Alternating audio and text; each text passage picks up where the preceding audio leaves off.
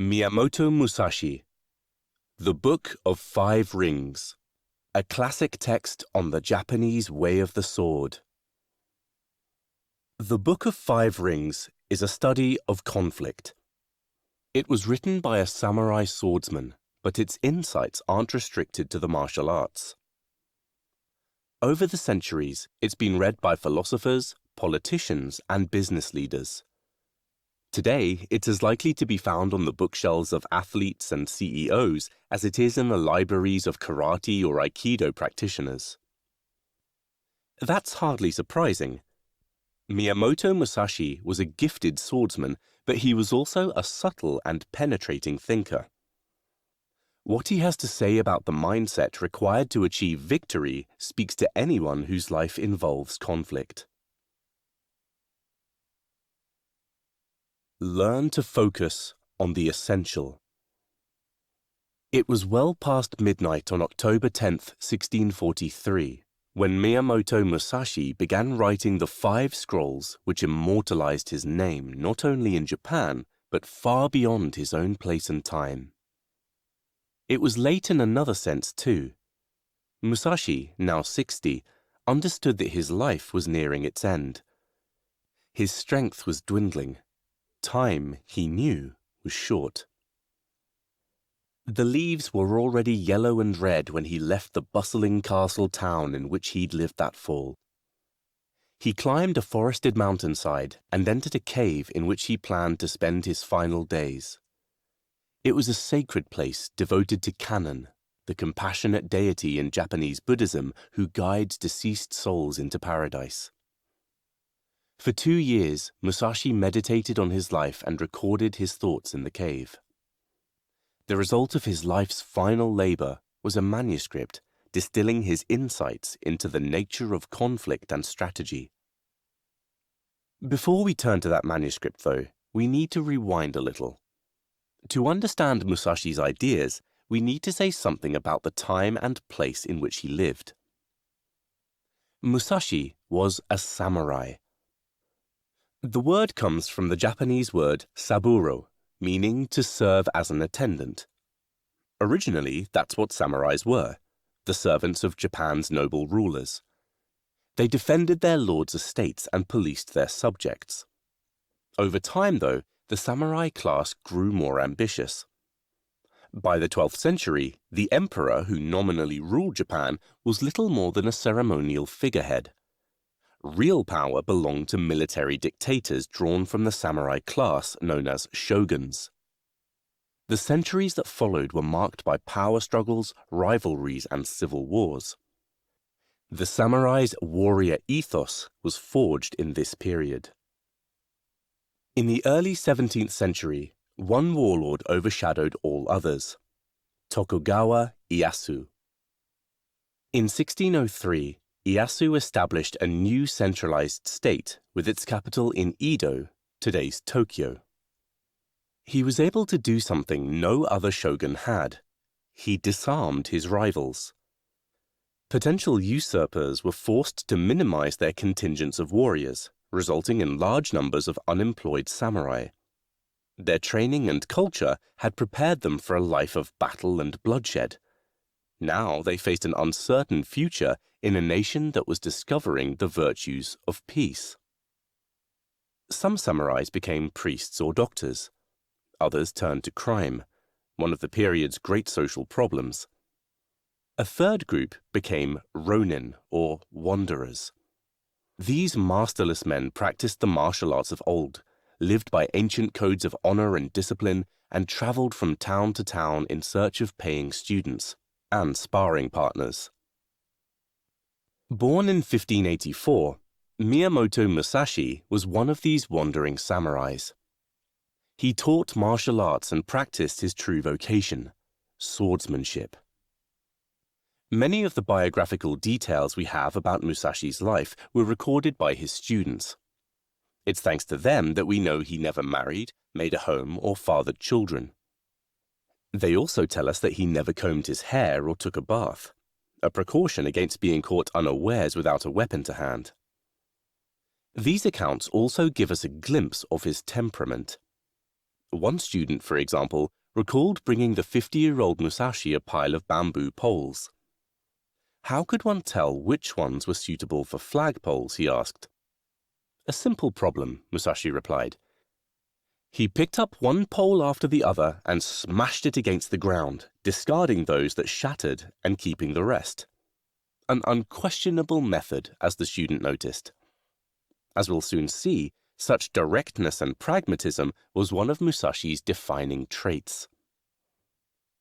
As a swordsman, Musashi was undefeatable. Between the ages of 13, when he had his first bout with another samurai, and 30, when he retired, he fought 60 duels, winning all of them. Duels played an important part in samurai culture. It was a means for swordsmen to hone their skills and demonstrate technique. Usually they were fought with wooden training swords called bokken and ended when the victorious samurai drew first blood. But when honor or political power was on the line, duels were fought to the death. In these bouts, Musashi typically wielded a katana, the curved single-edged sword worn by all samurai, but he was also capable of inflicting mortal wounds with a bokken. By his own reckoning, Musashi possessed no extraordinary skill as a swordsman, nor was he especially fast or fleet-footed. What had brought him victory time and time again, he said, was his way of focusing on what was essential and discarding everything inessential. That was what he hoped to pass on to the readers of the Book of Five Rings. The warrior's true purpose is to triumph, not to die honorably. There were competing schools among the wandering swordsmen. Each claimed theirs was the true way. It was said that the founders of these schools had been enlightened by gods or demons who'd revealed secret stances and styles of cutting opponents down. These claims weren't debated. The followers of these schools settled their arguments by fighting duels. For all their differences, though, these schools shared a world view. They drew their philosophy from the deep well of samurai culture. In this way of thinking, a warrior's purpose was to serve his master, the lord who paid the samurai and supported his family. This lord was the head of the social unit, the clan, which gave the warrior his identity. To die while fighting for the clan was the highest good. That was how a samurai consummated his identity.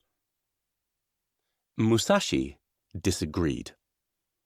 For him, this was a philosophy of dying that had mystified the warrior's true purpose.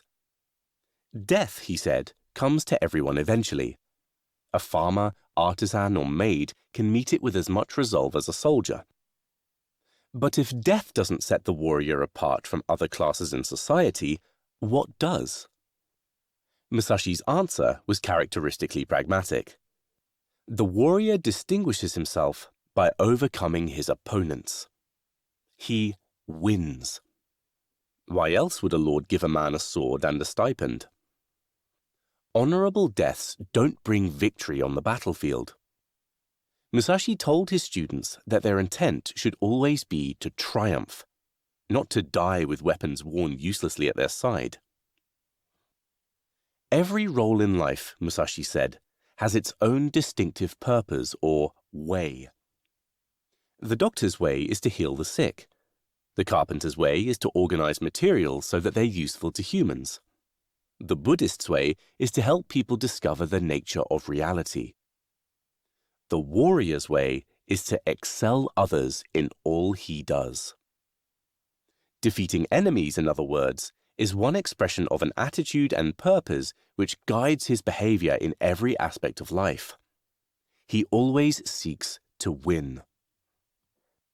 That connection between excellence and victory had been forgotten by many schools of swordsmanship, Musashi thought. They taught useless, showy techniques which amounted to training students to die with attractive form. Wielding a sword without knowing how to use it to cut down an enemy was, for Musashi, a form of meaningless theater. He preferred the plain flower, which develops into a fruit, to the beautiful flower, which withers on the branch. The warrior who seeks victory must be fluid in mind and body. Water is one of the 5 elements which make up the universe in Japanese Buddhist thought. Unsurprisingly, it represents all fluid, flowing, and formless things. Water is always water, but it can take on different shapes. It follows the form of the container into which it's poured. In a bowl, it's wide and shallow, while in a vase, it's tall and narrow. It can be a single drop of rain or an ocean. Water, in short, isn't preoccupied with attaining a certain state. It's responsive. The true warrior, Musashi taught, moves like water. He responds to what's in front of him. He adapts. One of the reasons Musashi disliked showy techniques is that they got in the way of responsiveness. The swordsman whose mind is focused on his footwork or executing certain combinations of cuts and thrusts loses sight of his opponent. It's as though he's reading from a pre-prepared script. But a battle isn't a theatre play. It's improvised and dynamic. The swordsman must watch his opponent's movements and respond accordingly. He must be fluid. How does the warrior attain such fluidity? Musashi's answer is that he brings the same mindset to battles as he brings to every other part of his life. This idea is rooted in Zen Buddhism, which teaches that the everyday mind is the true way. Let's break that down. Zen Buddhism holds that outstanding or exceptional states of mind are unnatural, and the unnatural is unreal. These states run against the grain of human psychology. In Musashi's words, they require an unsustainable tautness of the mind.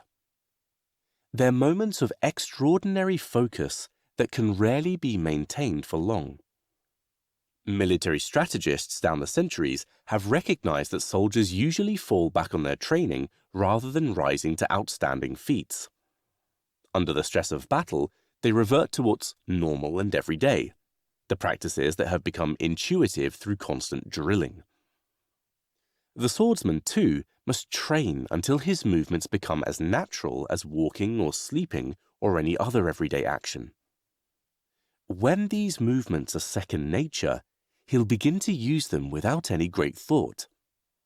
His mind will be attentive to his situation, and his body will follow effortlessly.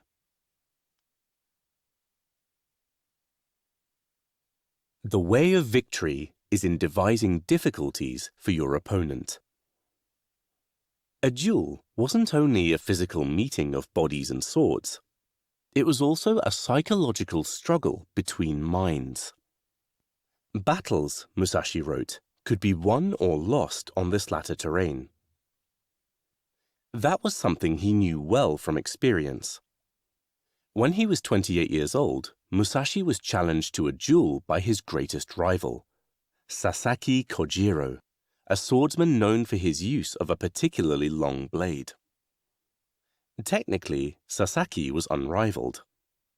Musashi certainly felt that he was the more gifted swordsman, but Sasaki's technical prowess also concealed weaknesses. The duel was scheduled to take place early in the morning on April 13th, 1612.